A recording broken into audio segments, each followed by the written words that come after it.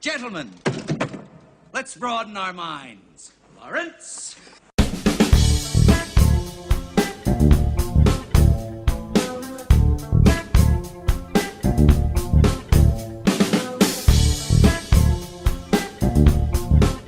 Well, I don't know about you guys, but I've already started building my bomb shelter. How you doing, guys? Episode 22 of the Real Flicks podcast. What's up?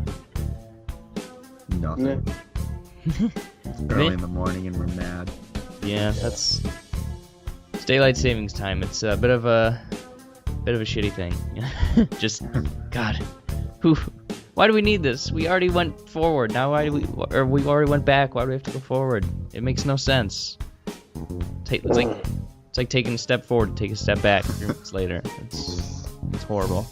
But regardless, we're talking about a very controversial little movie, one that kind of snuck up on everybody, 10 Cloverfield Lane. We'll be talking about that in just a minute, but before we do that, Josh, let's take a look around the business and see what's going on. Starting with our Star Wars girl, possibly up for another franchise. Yep. So we got Daisy Ridley possibly being looked at for Tomb Raider. So that's cool. Sounds so enthusiastic about it. I'm tired. I'm gonna sound really tired today. I'll wake you up out of it. I'll try. We'll get some coffee. We'll wait. Shoot up some heroin right into your arm. That would not help. You don't have heroin? Downer. That one's a downer. Okay. No, I don't have any heroin. All right, bear tranquilizer, just right into the neck. Also a downer. Damn Do it. you not understand what we're trying to do here, Mason? Whatever. Give him some adrenaline. Like in that movie. Well, in the meantime, while I'm not doing drugs, yeah, I'm actually really excited about this if it happens. Now, Tomb Raider was like Angelina Jolie and stuff, right? I mean, more importantly, it was a video game, but yeah. Well, like the movies, I mean. Yeah. Okay. They weren't good. But... Daniel Craig was in them, so that was cool. Maybe he comes back. Didn't he do an American accent in it and it was awful? Probably. Yeah. I've never seen him, but are you guys okay with Daisy picking up another franchise? Yeah, that'd be awesome. I still want to see her do more like smaller work, but no, this would be cool too. Let her run Hollywood. I think that the same thing happened with let's see, like Taron Egerton a little while ago, where he was just like, for 2 weeks after Kingsman, he was just every single reboot or franchise he was being rumored for. So I don't know. This is described as like a female Indiana Jones, so sure, why the heck not? Daisy is awesome, as long as it doesn't interfere with the space fights. Yeah, I mean, this isn't. I don't think they have a script yet, or at least not a done one. It's never stopped him before. Based on the video game, the 2013 video game, in case you were wondering. Oh, yeah. Okay. So Are we actually? Might the next Hollywood fad be entering the golden age of video game adaptations? We'll see how Assassin's Creed does. That'd be my money on the next big thing. I think, like I said, I saw Macbeth. I think Assassin's Creed's going to be fantastic. It's you guys. I swear, you guys are gonna love it. Cool. So good old Daisy. It's about time she catches a break. I'll tell you. Do you know she found out about Star Wars? She found out she got the gig like an hour before she was about to do some tiny London play in front of like 100 people. Isn't that amazing? She got that call and then she had to go on stage and like, yeah, I love her. Cool. So what's up next? Next up, Christopher Nolan is making a movie. He is. Dunkirk. Yep. World War II thriller. And in it is going to star One Direction's Harry Styles. It's not going to star. Or co-star, whatever he's going to do in it. He'll be in the movie. Yeah, that's all though. No, they're still looking for they're getting a lead role, like this guy. I thought Theon. Tom Hardy was going to be in it. Yeah, he is. Tom, Mark Rylance, and Kenneth Branagh they're all pretty much in it. They're looking at this kid, this ginger, I guess, for a lead role, whatever. Sure. Does he have a name? Fionn, Fionn, Whitehead. Important. Yeah, he's like I said, he's ginger and creepy, so I can't look at him for too long.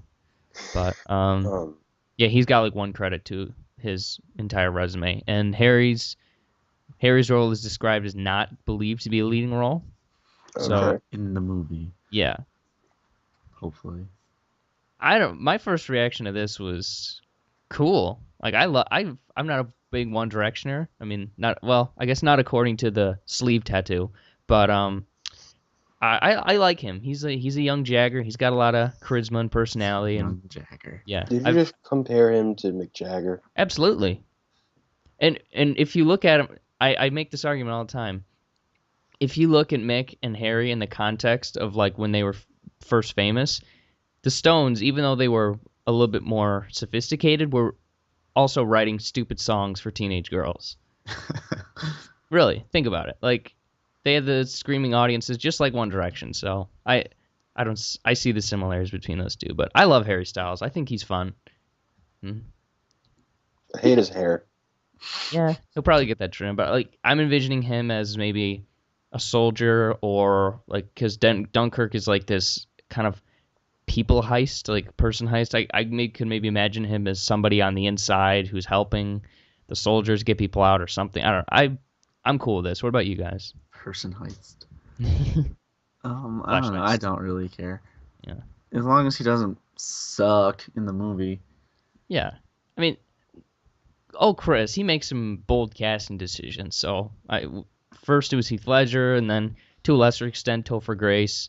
I mean, I trust him. He could cast a folding chair as a lead, and I'd still be okay with it. I love Nolan, but He also that girl in Interstellar, mm-hmm. the little girl, he like cast her. She's like a not real. I mean, she had a couple roles, but she was like kind of a nothing little young actress. But she was amazing in that movie. So we'll see. Yeah.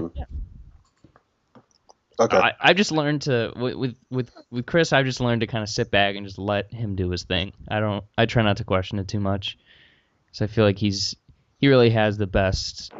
I just have somewhat of a like. I'm not a huge fan of them taking like musicians and trying to cast them as actors. Yeah. Depending on the role. So. You got to check out Free Jack with Mick Jagger. It's horrible. It's one of the worst movies I've ever seen, but it's so funny because he like tries to be an actor. Oh. So I guess with that context, you might be a little bit worried about Harry Styles, but because Mick was an awful, awful actor. Oh my God. But I'm still excited. Remember when Beyonce tried to be an actress? Beyonce did? Yeah. Oh yeah. She was in Austin Powers, wasn't she? Yeah. That was the only like. She played herself in that movie. What was her name? Sasha Cleopatra or something? Yeah. Sexy Cleopatra? Foxy. Foxy, yep. Oh yeah, that afro was like freaking legend. That afro should have won the Academy Award. Loved her. Cool. Not 100% confirmed yet, but it looks like it's gonna happen. I think that's cool. That could be a cool decision. Plus, One Direction's gotta be done pretty soon. Didn't one of them like quit or die or something? I don't know. Yeah, he's in space now. Okay. He went to space. Cool. And then I'll lead us in with this one, Josh, since to try to make sure nothing gets spoiled for you. A new trailer dropped this week for Captain America: Civil War. Josh, you did not watch it. Nope. Cody, did you? Oh, like 4 times. Okay, so let's the two of us, let's talk a little bit about the trailer for a minute without spoiling anything, even though I don't think we could if we wanted to. I know of the one moment with Hawkeye and Ant-Man that I wish I didn't, but I'm excited to actually see it for the first time in the movie. So I don't even remember what that was. Okay. So Well, don't spoil it for me then. So Cody, what were your impressions on the trailer? You obviously watched it 4 times, so you probably. I thought it was pretty cool. Yeah. Nothing compares to the joy of showing that trailer to a couple of high school seniors, though. I showed it to them at school on Friday. Nice. Just because, why not? I'm here in the morning. They got here early. Friday. Everyone watch it. But no, I loved it. It was really cool. It's making me very excited for the movie. Mm-hmm. Doesn't really reveal anything too new. Oh no, all the footage was like recycled. Yeah, or just slightly expanded. Yeah, I mean that's the way to do a trailer is kind of look at it from a bit of a different angle. But yeah, nothing too impressive. This looks a lot it looks more grim than I think anything we've seen. Mhm. This looks more like a Nolan or, DC, I guess, kind of movie than anything else. It's very sedated. Like even Iron Man's costume, it looks like grayish red almost. It's strange. But don't if you're worried about a burst of color, don't worry because we get a big one and at the very end. Josh, you do know about this, and you saw Yeah, this I watched the picture? last 7 seconds of the trailer alone. Yeah, that was awesome. I So know. Spoderman made his first appearance, and Josh, what's the consensus that you're hearing? I'm such a happy person right now. I'm just I'm Spider-Man. Spider-Man is here. Spider-Man is home, and he looks classic. He looks amazing, and I love it. It looks a little CG, but I love it.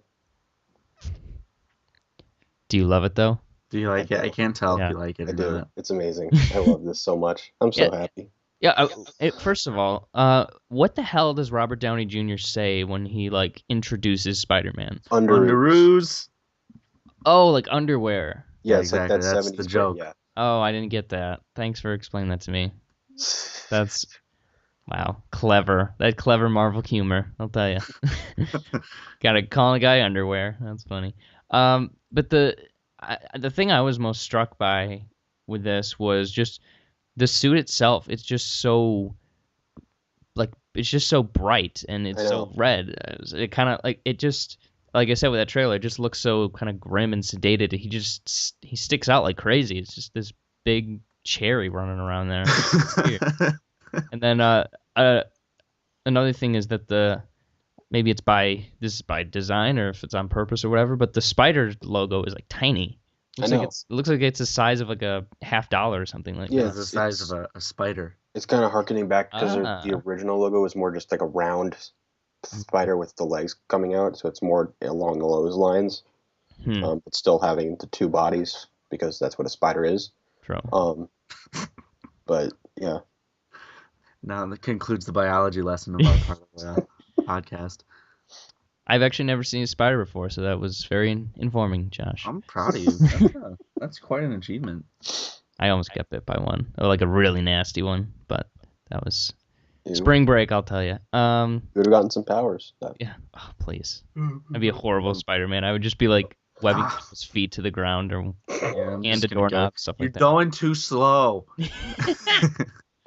So, Jet, what other incarnation, I guess, of Spider-Man does this remind you the most of?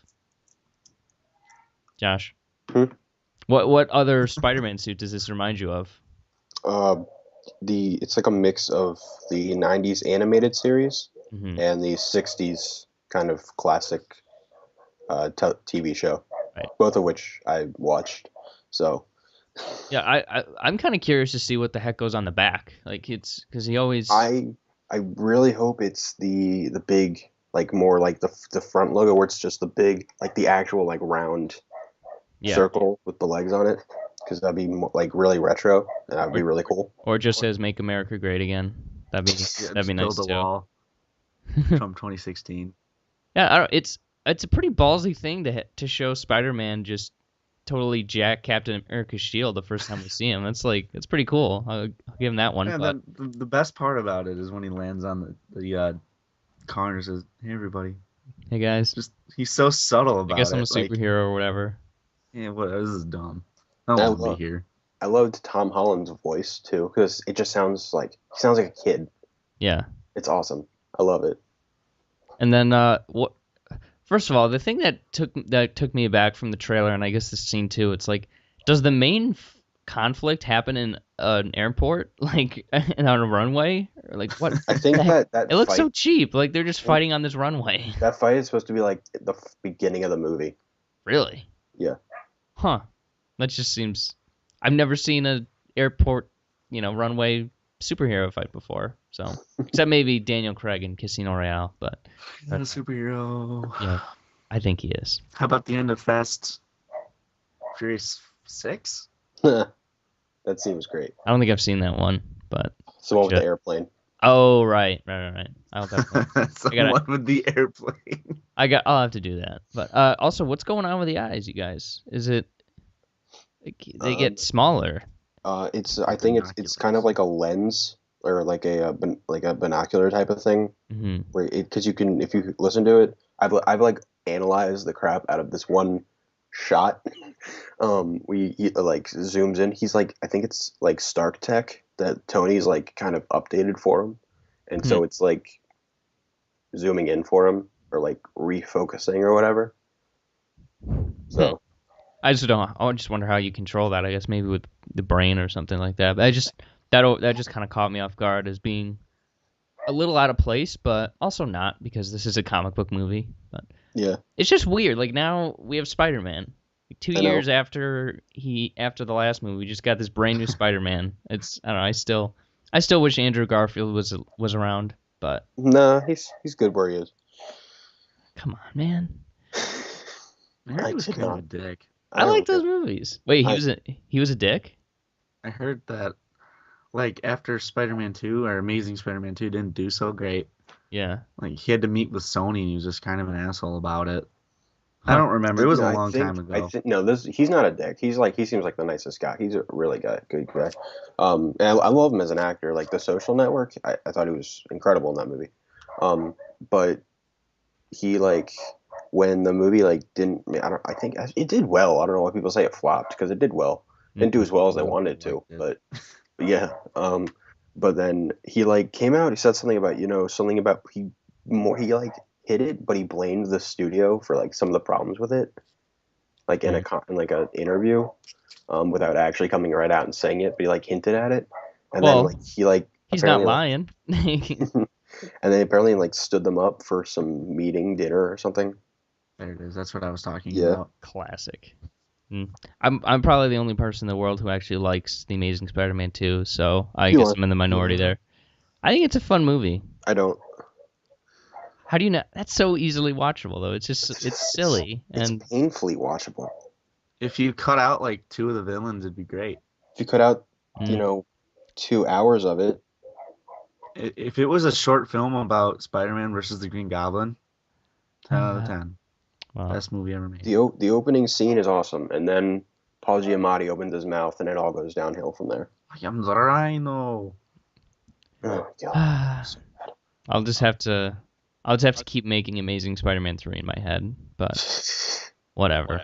We would have been getting that in a few months if everything went to plan. Damn it. Damn it. Thank you, Marvel. Damn you, Marvel. I don't know. Seeing Dane DeHaan as the Green Goblin would be fun to me. I don't know. I hated that Green Goblin. Oh, man, we're gonna have to elaborate on all this further because I just need to. I just need to Don't make me watch understand. it again. Yeah. Please just don't make me watch it again. Yeah, I don't want to watch it again. It's so good though. I'll loan you the 7 Blu-rays that I bought for it. Just trying to make it succeed. You keep buying out. Exactly. If I buy enough Blu-rays, they'll make a third one. Yep. They've got to. All right. Well, cool. So let's get on to this week's feature. You guys, look out for the fallout because we're going to 10 Cloverfield Lane.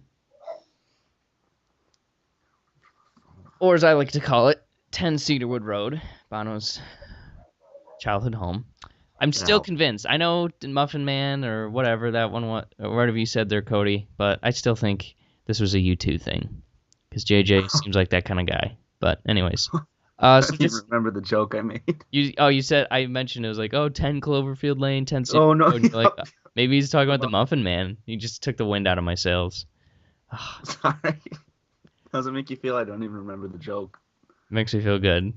Makes me feel good.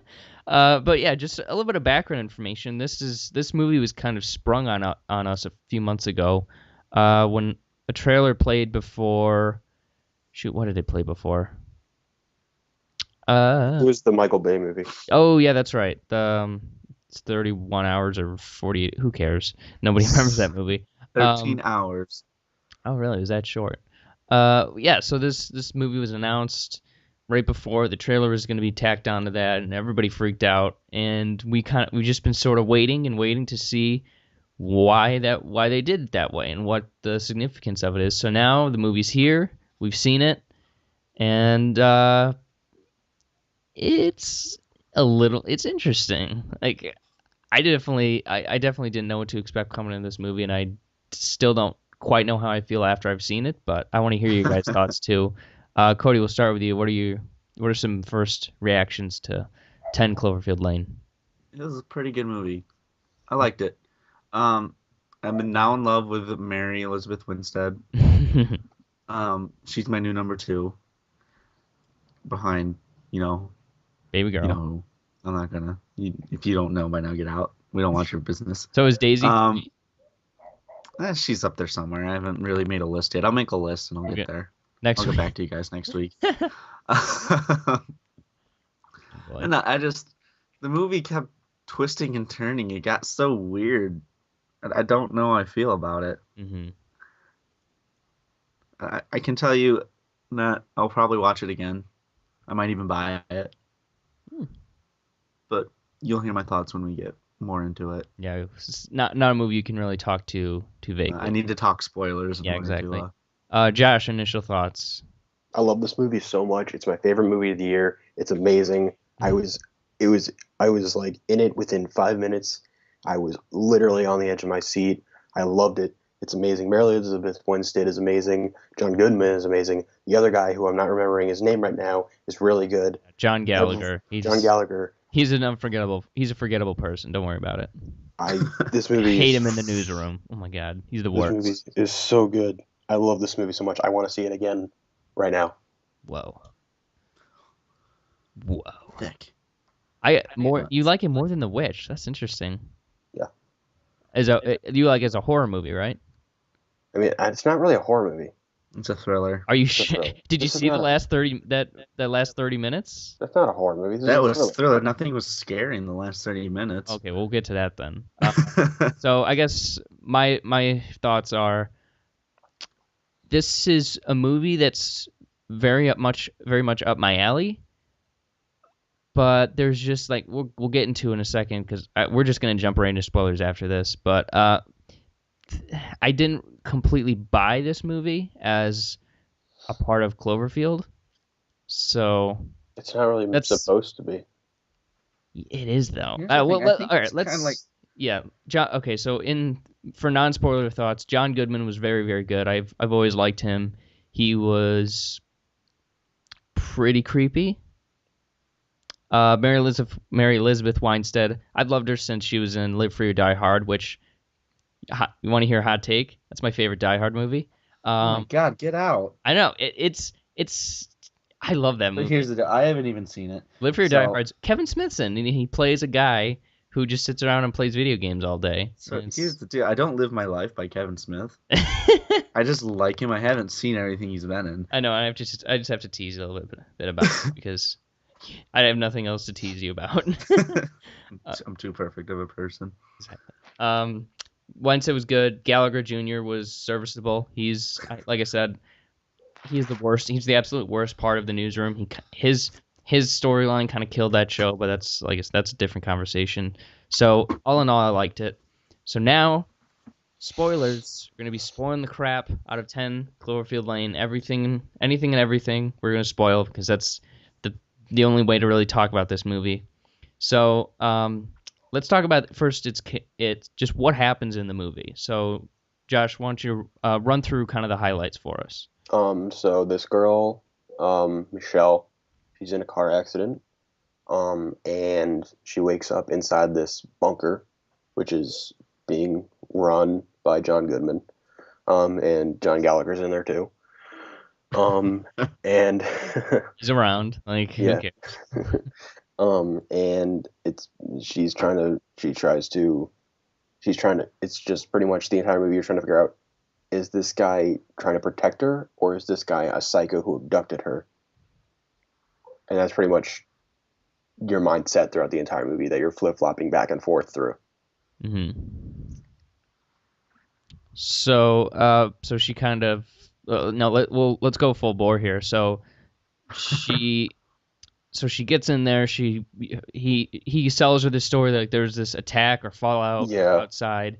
So she obviously is a little suspicious because there's a lot of stuff goes into it, but she's suspicious, and then so she breaks a bottle over his head and then runs upstairs to the airlock between the bunker and then outside, and she sees a woman, Well, first she sees his truck that has some paint on it, and then she sees a woman who is obviously affected, I guess, by whatever had happened. So it kind of convinces her, and then she comes back, and there's this whole storyline about John Goodman's daughter that also might have been his wife, that might have been another abductee. So she gets nervous again, and then she breaks out for good, goes out into the world, and then we'll save that for a little bit later. But just with the general kind of the twists and turns that the movie takes inside the bunker, how did that work for you guys?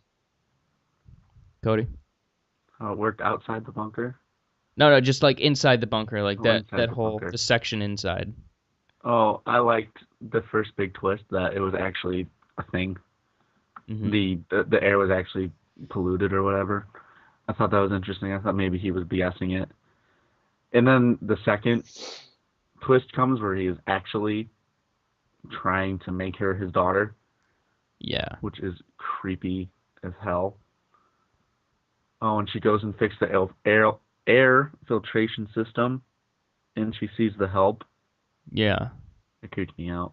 I don't know. I really liked it. I thought it was really well acted, and everyone was all good. But it kind of unsettled me, which I think is what they were going for. Yeah, absolutely. I guess you kind of brought up that whole storyline.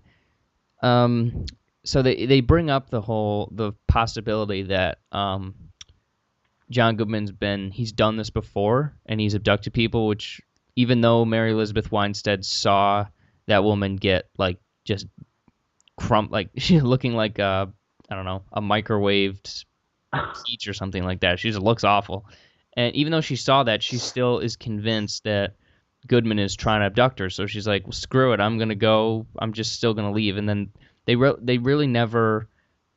They're only suspicions. Like there's no real hard evidence that this guy, John Goodman's character, did these things. So when I was watching the movie, I just kind of found it weird how they sort of abandoned that plot line. Did you guys feel the same way, Josh? Yeah.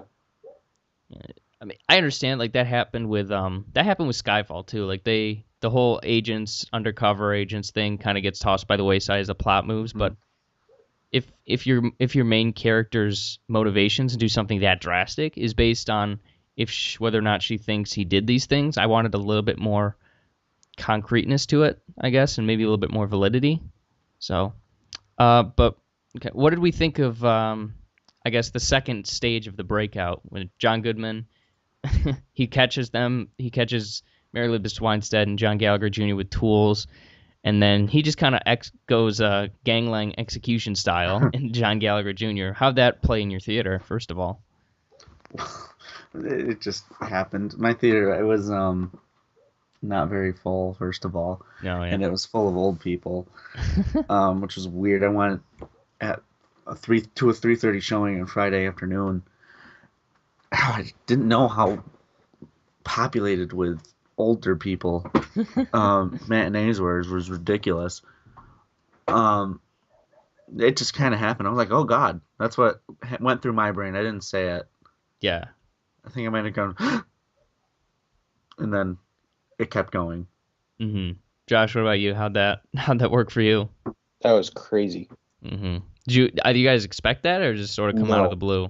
No, that came out of the blue. Nuts. I first of all, I was expecting her to say something. Mm-hmm. To like come up. I was expecting her to like come up with something and then not have him say anything, but then he said something and then, that happens. Just blew his face right off. Shot him right in the face. I thought maybe she would like say I was working on a dress because she was like into fashion design. Yeah, it's too suspicious.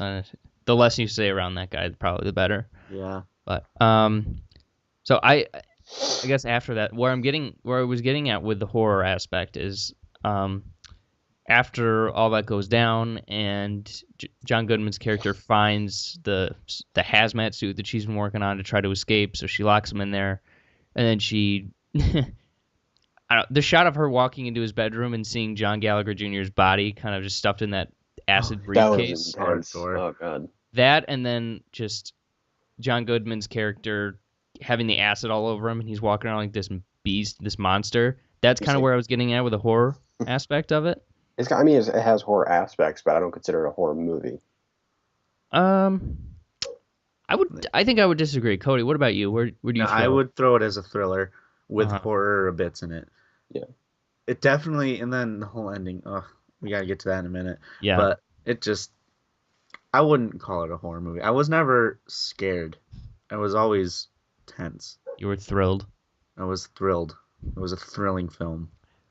Just, I guess, when I think of horror and I see the image of a guy having his face melted off by acid chasing a girl down like a monster, I just my gut reaction was like, oh, this is a horror movie. Cool. Yeah, but the rest of the movie does do shit like that.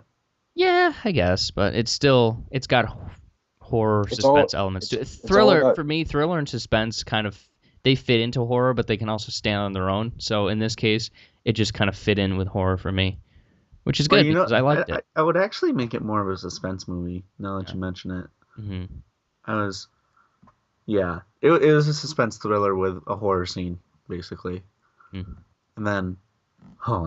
Yeah, and then, I guess let's move to the ending here. So she busts out. Oh yeah, another horror scene is climbing through the air vent, having knives being stabbed everywhere. That was pretty. That was a little horrifying to me. That was suspenseful and thrilling. This disfigured ogre just trying to stab you through an air vent, though. That too. It's terrifying. Ogre. I feel like just like how I think the case can be made that The Martian is a comedy. I think like a case can be made that absolutely 10 Cloverfield Lane's a horror movie. That's my interpretation, I guess. But so she busts out, she gets out, and let's see. I guess aliens. Aliens pretty much. It's aliens, and there's this weird thing that kind of looks like an anteater mixed with a xenomorph because it's got like that weird. That's what I thought it as. It's like this metallic xenomorph anteater. It gets kind of they hear her. This other ship hears her, and they drop it in, but it only reacts to sound. So it like attacks this. It like kind of humps this car, like the bear and the Revenant, sort of. It's DiCaprio on DiCaprio. But yeah, so long story short, alien invasion, and she gets called. Well, she hears on the radio that there's a battle going on in Houston, so she goes to Houston, and a bunch of other strange things happen. But my question is, did this work for you, Josh? The last 15 to 20 minutes of this movie is my favorite part of the movie. Really? Yep. I know a lot of people didn't like the ending or had like mixed feelings on it. I loved it. And honestly, like it's because, like I said, it's not connected. It's not like connected to Cloverfield. This movie is to me, this is an anthology. Yeah, this is an anthology series where it's just different stories in the same world. So that's what I thought too. It's similar to like the Twilight Zone. Or have you ever seen like VHS? Yeah. It's that's what I was thinking too. I didn't see the first Cloverfield. I never got around to it. Yeah. Oops. You really don't need to. Yeah, I figured that out as soon as I started watching the movie. But was the Cloverfield monster an alien in that movie? Okay. I guess it fits then. It's just in a different part of the country. Yeah, this movie is trying to hit the fact that maybe like the Cloverfield monster was the first of a wave, possibly. Yeah, this obviously takes place after. You can tell. Yeah, I think it's 8 years later. Yeah. So this is what happens in the first Cloverfield. There's a monster that kind of it's awakened out of the ground, and it's because of I think it's the satellites. I'm trying to remember. There's something about a satellite in the first one that you see or hear, and I think that's what awakens it. And then in this movie, the one connection to it is that you hear that John Goodman's character, he worked for Satellite Corporation. Oh, okay. And that's the one little connection between the two. And they don't ever really completely say what the direct correlation between this movie and that movie is, but I think that's what it is, that this is kind of a wave of attacks from aliens. Mm-hmm. So maybe this could be, that could have been a one-off event, and this could be, the response to that event. and apparently they're actually working on a third movie that's kind of giving more of a connection between the two.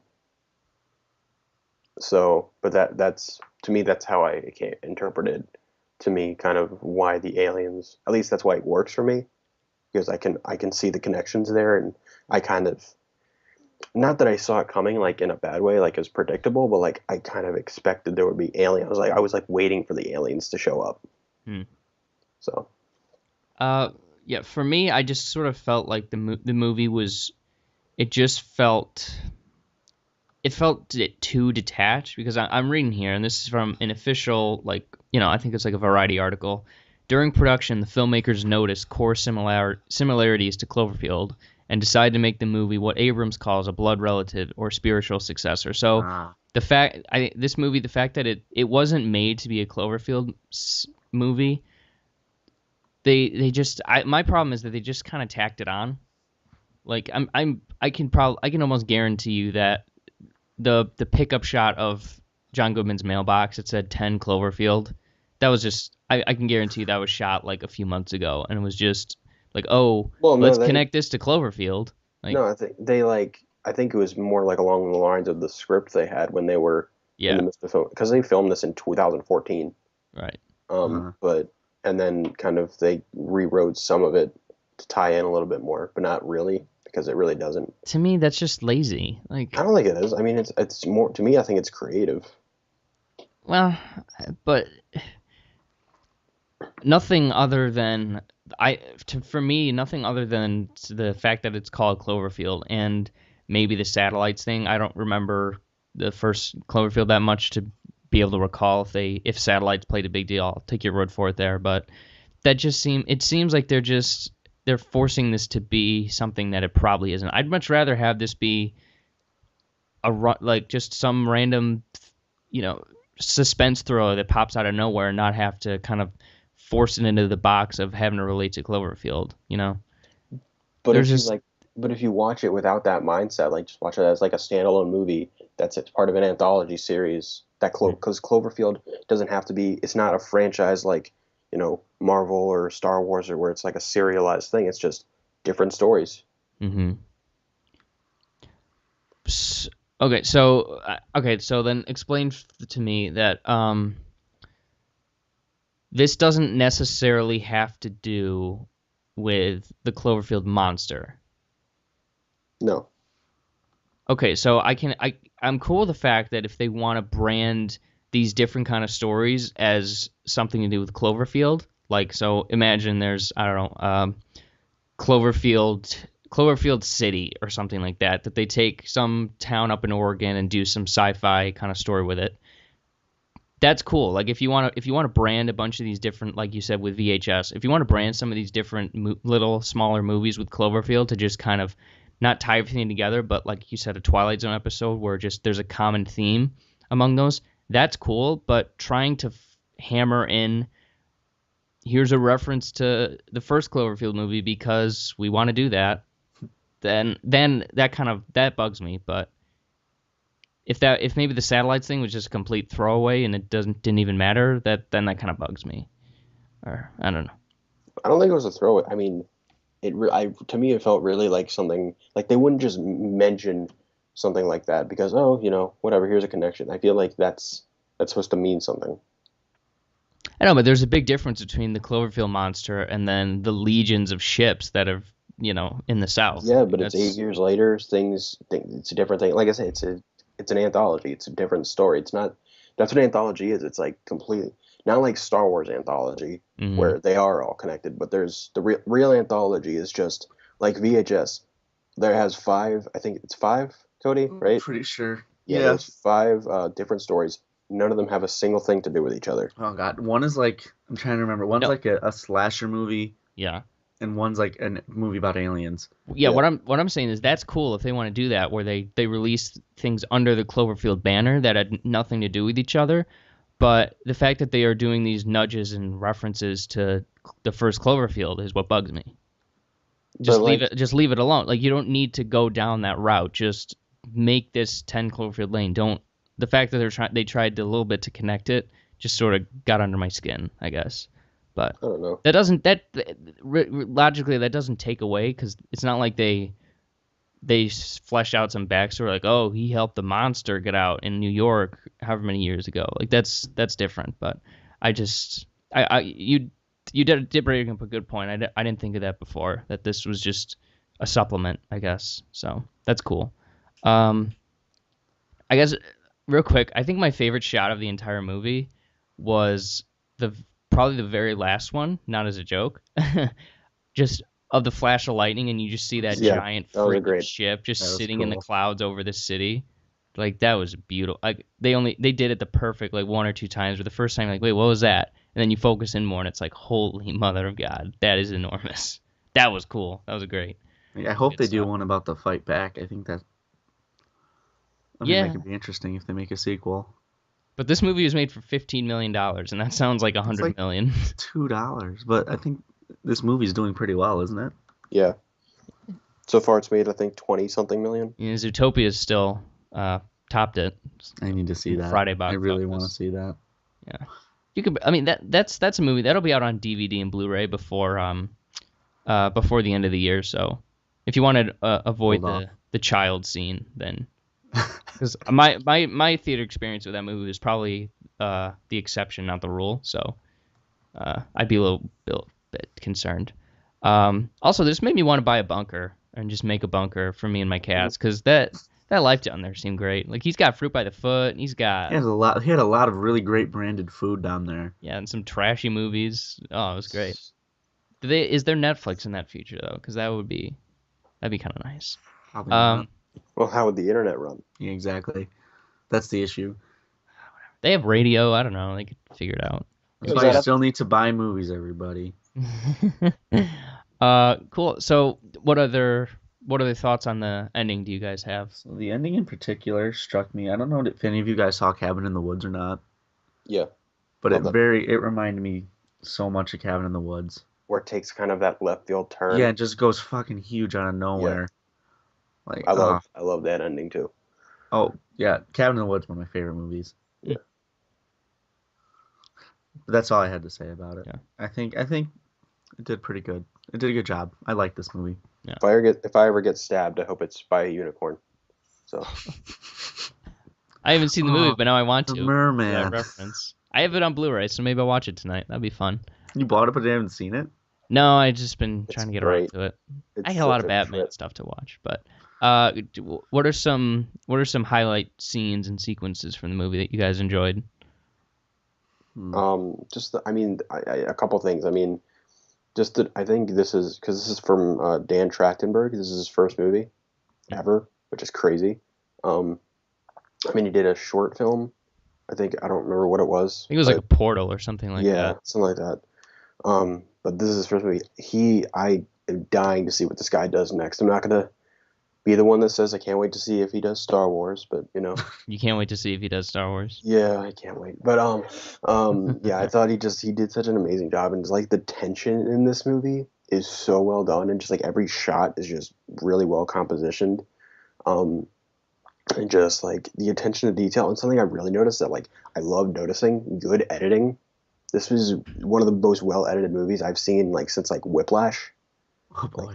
It's so like tight and like really focused, and like just really like sharp. I guess that's the right word, but just I loved like it just really like sucked me in. And then to add to that, the music. I thought the music in this movie was like really effective. Like from the jukebox, or No, like the score. I love that jukebox music. Although that It's one great. jukebox scene where he was John Goodman was dancing, That That made was me so so funny. uncomfortable. that was so creepy but so funny. Because that was right after they found out that he'd kidnapped that girl, right? yeah. So it's like, it puts me in a musical mood.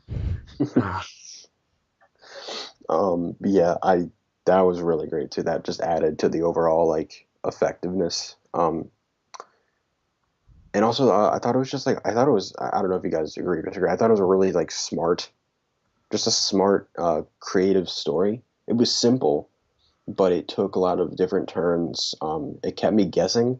And I also loved, and I really this has nothing to do with the movie more. It's just the marketing, but I didn't know anything going in, and I love that. So I loved how little they told me before, Mm-hmm. and it's something that I want more of. So you want more of less? Yes. Paradox, kind of. Yeah, like I said, I think my favorite shot was, like I said, that last one, but the whole the sequence, right, John Gallagher's death, and then right before she gets out, were just, I think that was terrifying and fantastic and cool. So I was pretty cool with that. Good movie, I think. Good Fun time. fun time at the theater, and I'll tell you, it got a lot of nervous laughter from my theater. That's when I can tell that it suspense thriller is doing good, is when you get a lot of nervous laughter. So I think he played this movie very, very well for audiences. Trachtenberg did, and Damien Chazelle just continues to do Yep. good work. Yep. How about that guy? Really, I thought it was really well written. So Mhm. Without being like showy. yeah. Yeah, like it was pretty cool. So let's give this a grade, you guys. Cody, let's start with you. 8.5. Hmm. I'll go 7.5. Josh, 9.5. Wow. boom, solid, bro. So it looks Cool. like I have the true grade. Yeah, you did. You stuck right in the middle. Classic you. Cool. Yeah. So let's talk about what you've been watching, reading, listening to this week. Josh. You go. I have to think. Okay. Well, thankfully I came prepared, just like the Joker.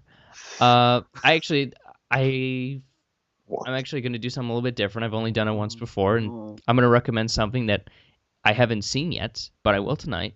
It is Cabin in the Woods. no, it's an adaptation of one of my favorite movies and stories. It's an adaptation of And Then There Were None by Agatha Christie. It's being redone, and don't freak out, for Lifetime. Ugh. Eddie freaked out. What the hell? Froke out. Broke out. You Froke out. broke out. Stroking out. A little bit. Oh, hey. No, it's a really cool story, and it doesn't look like Lifetimey. It looks really cool. I'm looking at a picture. I haven't seen anything. I just found out about it like an hour ago. So it's on tonight and tomorrow. That's it. It's just a 2-night event. It's a great way to be introduced to the story, and even if with something like this, that you can't really get it wrong, just because you have to just adapt the book as the book. So I think this is going to be very good. It's on tonight at 8 p.m. It's extra on Lifetime. It's in co-production with the BBC, so it's not some Lifetime crap. It's just I would highly recommend checking that out, because it's, like I said, it's one of my favorite things, like, ever. So, Cody. Well, right now I'm on a rewatch of Scrubs, Oh, nice. and The Division also came out, Oh, which is yeah, a I video saw that. game, and it's fun, and you should buy it if you like Destiny, and if you like Metal Gear Solid. So it's like stealth, kind of. Kind of. It's a third-person shooter, but it's fun. Hmm. Good game. Good enough for me. I don't know. I still need to play more video games, but oh man. Oh, also Stop having friends and stuff. yeah, I know.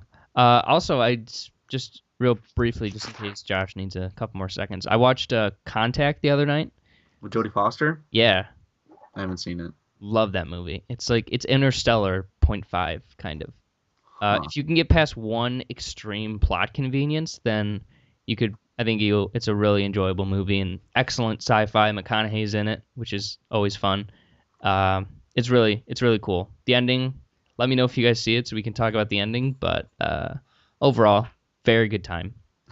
Very good time at the movies. Well, it's on Netflix, so you can watch it there. Josh. All right. So I have something a little. I don't know if it'll rustle your jimmies a little About bit. Star Wars. No. It's. So I rewatched for the first time in a while. I rewatched Watchmen. Hey.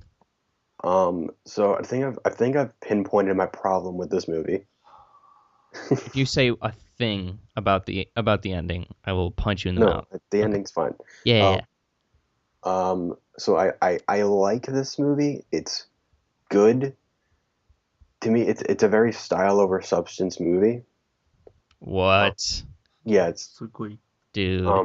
and the reason because it doesn't comes off as a movie that's trying to be very deep and methodical and very intellectual, but instead it just feels like kind of a series of scenes that kind of just play out without any real meaning to them. Have you read the graphic novel? No, and no, and here's the That's thing. the problem. I That'll feel like change your perspective. that's not that thing is that's my problem with it. Is that I should not have to read the source material to appreciate the movie. Well, I don't know what Yeah. you're not appreciating, because I think that's, I don't know, that's pretty much the book, and the book is great. No, but the thing is, you have to if you're gonna you can't just recreate the book. You have to recreate it and give it life. And I feel like the movie kind of lacks that. Whatever, I haven't read the graphic novel, but um, the movie has to, also capture the heart and the spirit and the life that the comic has. Well, if you read the comic, you would know that it does not have heart nor spirit. Like, it is Well, it has to pretty have. grim. Just as dark as the movie. It Yeah. doesn't have to not like I'm not going to talk about like tone, but it has to like be able to like get me invested, like make me care. And I feel like instead it just kind of feels hollow. Yeah, that's the point. You're not supposed to really care about these people. 'Cause everybody sucks, kind of. Yeah, that's the point of the movie, that like it's, the whole "who watches the Watchmen" tagline. It's like, these guys suck. Like, why? Who gives a shit If about that them, is the point, then I just don't like that aspect. It's like I should have a reason to be invested in this 3 hour movie. I don't want to just watch a bunch of It's really more cool looking things. It's more of a character study, really, than it is a movie. Like, it's trying to tell a psychological. It's trying to psychologically examine these people in the context of kind of a superhero movie, a comic book film, I guess, whatever that is. I get why it's what it's going for. It's like like I said, it does come off like it's trying to be very psychological and deep. To me, it just doesn't. It isn't. Like it just feels like style. It feels like Zack Snyder. I like Zack Snyder, but like 300, this movie, obviously Sucker Punch, which isn't good. That's your own fault for watching that. They're all kind of. I mean, Sucker Punch was just a bad movie. The other two, they're fine. Watchmen and 300, they're good movies, but they're very just, their action and visuals. For more than anything else, Man of Steel I love, but Well, check out the graphic novel and get back to us. Okay, it doesn't sound like this is your kind of a movie, which is totally cool, but it might change your perspective a little bit. So if you ever do, let us know. all right. Cody, you like Watchmen, right? You love it. Love it. Yeah. I used to be. I'm not as high on it as I used to be. So it went from like being a 5 to a 4.5, or like I guess a 10 to a 9 with me. Are you? So What scale are you using? so yeah, 1 to 10. I'm looking at Letterboxd right now, so I have that open, so I got distracted. But yeah, it's gone down a little bit for me, just because I think you're right, Josh. It does have a few. I don't know. It is hard to kind of get into at times, but I love the book's one of my favorites, so I like the movie just as much. So cool. Watchmen talk. Who watches The Watchmen? Also, if anything, Josh, they do cut one little subplot from the book to the movie that will blow your mind. Like, it's really well done. So not Tales of the Black Freighter. That's garbage. I hate Tales of the Black Freighter so much. I'm glad that's not in the movie. Yeah. Isn't Yikes. that thing that he added like an animated? Yeah, there's an Yeah. animated movie or something like it. It's I never stupid saw that. dumb. I skip that whenever I read the book. Just like, who cares? It has nothing to do. The whole gimmick is that it's like, it's just like the story. It's like, that's why I'm reading the story. Get away from me. Like, come on. Cool. All right, so that's an episode, I think. Yeah. 10 Good long Cloverfield Lane. episode. Yeah, 10 Cloverfield Lane is. Will it change things? That's what I want to know. Is that? I hope so. I hope it makes studios and stop releasing 3 or 4 trailers for a movie. So or at least approach storytelling in a bit of a different way. But I guess we'll have to wait and see with the box office, because that's what calls the shots. But Oh yeah. definitely staying away from Houston, that's for sure. That's the sickest city in America. Like it's the most germ filled. Well, they probably have the most like heart disease and stuff too. Exactly. Ew. Horrible. But anyways, cool. That's an episode. You can follow us at _RealFlix on the Twitter, and we got a little contest going. So first person you like the pinned tweet, leave us a review, and you're in the running for the Star Wars Force Awakens digital code. So that'll be fun. Oh boy, we get 3 winners. Yeah, try to give that away. So yeah, next week we'll be covering Midnight Special. So that should be a lot of fun. And until then, you can catch us there. So until next week, guys, take it easy. Everybody. Spider-Man. Spider-Man can do Star whatever a Wars. spider can. Except appear in the trailer for more than 6 seconds. Burn. If you want to have a ball, you got to go out and spend some cash and let the good time roll now. I'm talking about the good times. Well, it makes no difference whether you're young